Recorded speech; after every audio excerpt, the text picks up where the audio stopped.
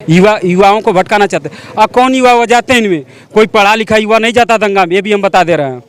ये जो धर्म बचाने की सबसे बड़ी ठेका अनपढ़ों को दी गई है। इस देश में पढ़े लिखे को ठेका नहीं दी गई। जितने नेता हैं, किसी का नेता, किसी अधिकारी का लड़का नहीं जाता दंगे में, सब उनके लड़के जाते विदेश में पढ़ने जाते हैं।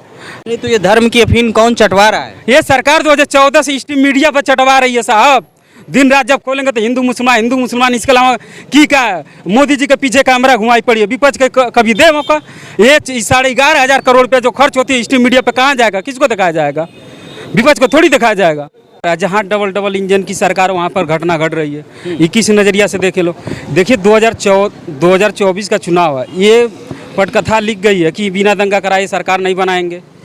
हिंदू मुसलमान कराना आज से 2014 से किए क्या है देश में? जनता को क्या जिस बिना पर नरेंद्र मोदी जी ने बवाल कराया था गुजरात में, उसी के बदौलत उन्होंने पूरे देश में सत्ता हासिल करी है और दोबारा भी सत्ता हासिल किया इन्हीं मुद्दों पर। तो तीसरा भी वही काम रहेगा, क्योंकि कार्य तो है नहीं इनके पास में कोई। सत्ता द्वारा पराजित है। अब आप देखेंगे जहाँ जहाँ इलेक्शन होना है और सत्ता पक्ष है, वर्तमान में बीजेपी की सत्ता है, वहीं ये चीज़ हो रही है। आप मणिपुर देख लें, आप महाराष्ट्र का पालघर देख लें। इसी पालघर में पहले भी साधुओं की हत्या हुई थी जब उद्धव सरकार थी। आज तो एकनाथ शिंदे की सरकार है, आज भी भाजपा की वहाँ सरकारें हैं। वहाँ पर भी इलेक्शन आने के टाइम हो रहे हैं। ऐसे लिए वहाँ पर बहुत बढ़िया माहौल बनाया जा रहा है सत्ता पक्ष प्राप्त करने के लिए 2024। और कई गाँव में दंगा फैलाने की कोशिश की गई, लेकिन ग्रामीण क्षेत्र के लोग ज़्यादा समझदार होते हैं तो वो आपस में मिलजुल के रहते हैं, इसलिए दंगा नहीं हुआ। शहर में चूँकि कम समझदार लोग रहते हैं। नहीं मतलब पढ़े लिखे लोग ज़्यादा अच्छे होते हैं शहर में, लेकिन समझदारी उनके पास कम होती है। नूह एक शहर है, शहर में ले जाकर के मुस्लिम संख्या ज़्यादा है, तो वहाँ पर एक घटना का कार्यक्रम बनाना ज़्यादा उचित समझा होगा इन लोगों ने। दोस्तों नमस्कार, मैं हूं पवन शर्मा और हमारे साथ देख रहे हैं नेशनल आवाज़। 2024 के चुनाव का आगाज़ हो चुका है और जिस बात का डर था वही चलने लगा है। हम लोग सोच ही रहे थे कि कहीं ऐसा ना हो 2024 के चुनाव के पहले देश में हिंदू मुसलमान जैसा माहौल बने। वैसे कोई भी सांप्रदायिक रंग देश के हित में नहीं होता। हम जनता से ही जानेंगे आखिर इस रंग के पीछे क्या उद्देश्य हो सकता है, सत्ता पक्ष को क्या लाभ हो सकता है, विपक्ष को क्या लाभ हो सकता है और इससे जनता को क्या नुकसान हो सकता है। नमस्कार। नमस्कार जी। अभी जैसा हम लोग सोच रहे थे 2024 के पहले कहीं ऐसा ना हो हिंदू मुसलमान का रंग चढ़ जाए, हिंदू मुसलमान का चश्मा राजनीति में आ जाए, लेकिन आ चुका है। हरियाणा में आप देख ही रहे हैं, दो संप्रदायों में झड़प हो रही है। कहा जा रहा है लोग भाग रहे हैं। आखिर जिम्मेदार कौन हो सकता है? जिम्मेदार वहाँ की सरकार और प्रशासन है। मैं आज आपको बता दूं कि ये कहीं ना कहीं ऐसा लगता है कि सत्ता पक्ष द्वारा प्रायोजित चीज़ें हो रही हैं, क्योंकि ये उन्हीं स्टेट में हो रही हैं जहाँ जहाँ बीजेपी की सत्ताएं हैं। बीजेपी वहाँ पर कोई बवाल नहीं कर पाती जहाँ वो सत्ता में नहीं है, क्योंकि वहाँ पर घूस भर दिया जाएगा ऐसे आतताइयों के लिए। ये जो आतताई बन करके समाज में घूम रहे हैं, समाज में विद्वेष फैला रहे हैं और जो सरकारी चीज़ों की क्षति कर रहे हैं, इसका खामियाजा जनता के को ही भुगतना पड़ता है। लेकिन इसमें कहा जा रहा है कि हिंदुओं पे अटैक हुआ है। बार बार जो है इतनी खबरें उड़ाई जा रही, इतनी आ रही कि हिंदुओं पे अटैक हुआ है। जब ग्राउंड जीरो पे देखा जाए तो दोनों तरफ के लोग मारे जा रहे हैं। आखिर इसको कंट्रोल क्यों नहीं किया जा रहा है? देखिए, मौके पर मैं तो नहीं था, लेकिन नूह में जो हुआ उसका भयावह स्थिति है। केवल नूह एक शहर है, शहर में ले जाकर के मुस्लिम संख्या ज़्यादा है, तो वहाँ पर एक घटना का कार्यक्रम बनाना ज़्यादा उचित समझा होगा इन लोगों ने। और बताया जा रहा है कि ये लोग अपनी गाड़ियों में हथियार भी लेकर के गए थे, जो प्रतिबंधित हथियार ने, जैसे भाला है, बल्लम है, कुल्हाड़ी है, तलवार। लोग ले गए जो तथाकथित कांवड़ यात्रा निकाल रहे थे, ऐसे लोग कर रहे थे। और कई गाँव में दंगा फैलाने की कोशिश की गई, लेकिन ग्रामीण क्षेत्र के लोग ज़्यादा समझदार होते हैं तो वो आपस में मिलजुल के रहते हैं, इसलिए दंगा नहीं हुआ। शहर में चूँकि कम समझदार लोग रहते हैं। नहीं मतलब पढ़े लिखे लोग ज़्यादा अच्छे होते हैं शहर में, लेकिन समझदारी उनके पास कम होती है। यानी कहीं ना कहीं इसको जानबूझ के प्रायोजित लगता है। हम बिल्कुल प्रायोजित है, सत्ता द्वारा प्रायोजित है। अब आप देखेंगे जहाँ जहाँ इलेक्शन होना है और सत्ता पक्ष है, वर्तमान में बीजेपी की सत्ता है, वहीं ये चीज़ हो रही है। आप मणिपुर देख लें, आप महाराष्ट्र का पालघर देख लें। इसी पालघर में पहले भी साधुओं की हत्या हुई थी जब उद्धव सरकार थी। आज तो एकनाथ शिंदे की सरकार है, आज भी भाजपा की वहाँ सरकारें हैं। वहाँ पर भी इलेक्शन आने के टाइम हो रहे हैं। ऐसे लिए वहाँ पर बहुत बढ़िया माहौल बनाया जा रहा है सत्ता पक्ष प्राप्त करने के लिए। 2024 क्या लगता है 2024 में हिंदू मुसलमान का मुद्दा जो है, जो जन्म ले रहा है, दरख्त बन पाएगा? देखिए, सबसे बड़ी बात ये है कि अगर हमने जो पेड़ का बीज लगाया है वही निकलेगा। बबूल लगाया तो अमरूद नहीं निकल सकता है। तो जिस बिना पर नरेंद्र मोदी जी ने बवाल कराया था गुजरात में, उसी के बदौलत उन्होंने पूरे देश में सत्ता हासिल करी है और दोबारा भी सत्ता हासिल किया इन्हीं मुद्दों पर। तो तीसरा भी वही काम रहेगा, क्योंकि कार्य तो है नहीं इनके पास में कोई। जनता को नौकरी देनी थी तो रिटायर्ड लोगों को नौकरी दे दी।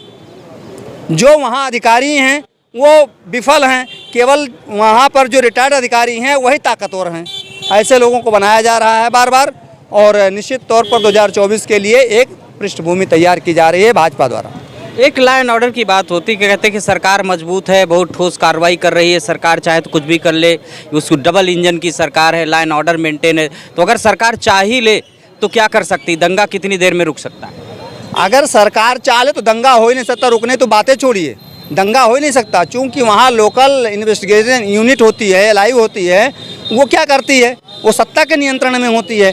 लेकिन मैं आज आपको एक बहुत अच्छी सी बात बता दूं कि हर थाने में, हर चौकी में सरकारी पैसे आते हैं दंगा प्रायोजित करने के लिए।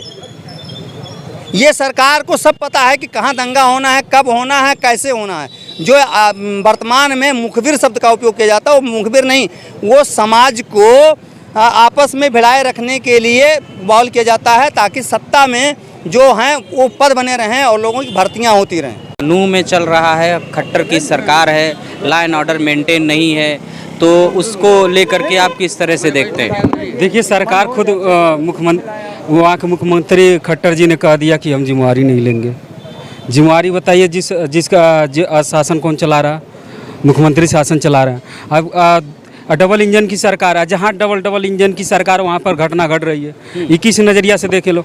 देखिए 2024 का चुनाव है, ये पटकथा लिख गई है कि बिना दंगा कराए सरकार नहीं बनाएंगे, हिंदू मुसलमान कराना। आज से 2014 से किए क्या है देश में? जनता को क्या संदेश देना चाहते हो? जनता के संदेश, जनता को मुद्दों से भटकाना चाहते हैं, बेरोजगारी भटकाना चाहते हैं, बेरोजगारी भटकाना चाहते हैं, और ये महंगाई का मुद्दा भटकाना चाहते हैं, स्वास्थ्य का मुद्दा भटकाना चाहते हैं।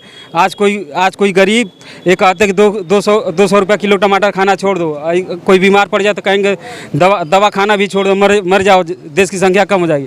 देखिए, हमारी जो मेन लड़ाई है शिक्षा, स्वास्थ्य, रोजगार की लड़ाई है जनता की।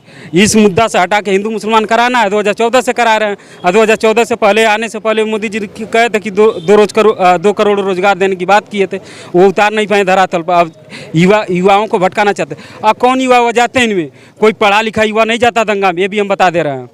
ये जो धर्म बचाने की सबसे बड़ी ठेका अनपढ़ों को दी गई है, इस देश में पढ़े लिखे को ठेका नहीं दी गई।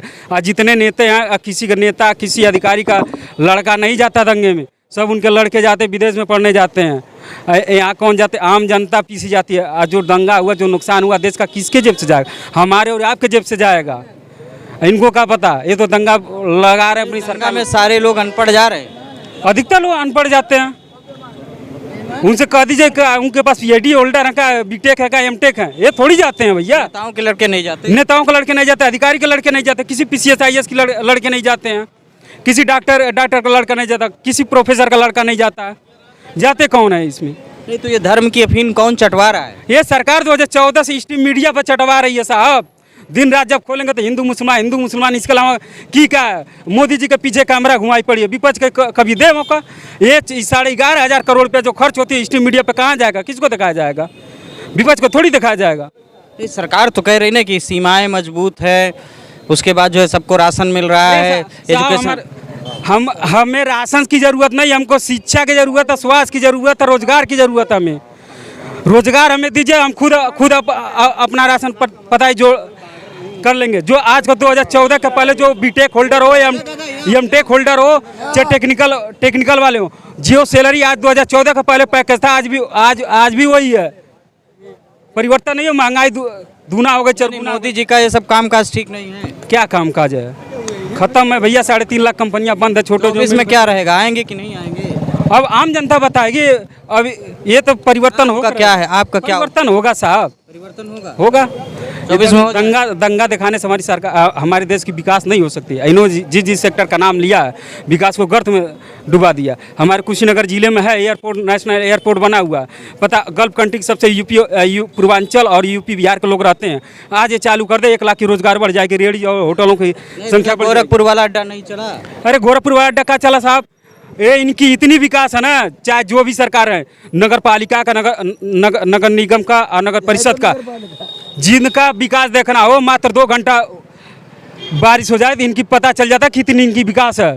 पूरे विकास इनका पता चल जाता कितनी विकास है। चाहे ये सरकार गवर्नमेंट की बात हो चाहे पुरानी सरकार की बात हो, इनकी जाति कहाँ 60 से 80% बजट इनके सफाई पे खर्च होती है। ये जाता कहाँ है इनकी, जाता कहाँ से 60 से 80% सफाई। गोरखपुर को सुना बहुत सुंदर बना दिया। अरे साहब 2 घंटा बारिश हो जाए तो जाम हो जाती। बाबा 55 में सांसद रहे हैं। गोरखपुर की स्थिति अभी भी जाकर घूम के देख ले, 2 घंटा बरस जाए।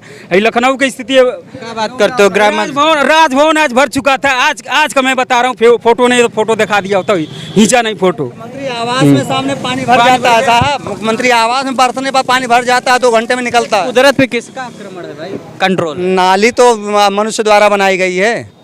सरकार तो कह रही नाला भी बना रहे हैं। मंत्री के दरवाजे पर पानी भर जाए तो और आपकी जनता के क्या सोच सकते हैं बताइए।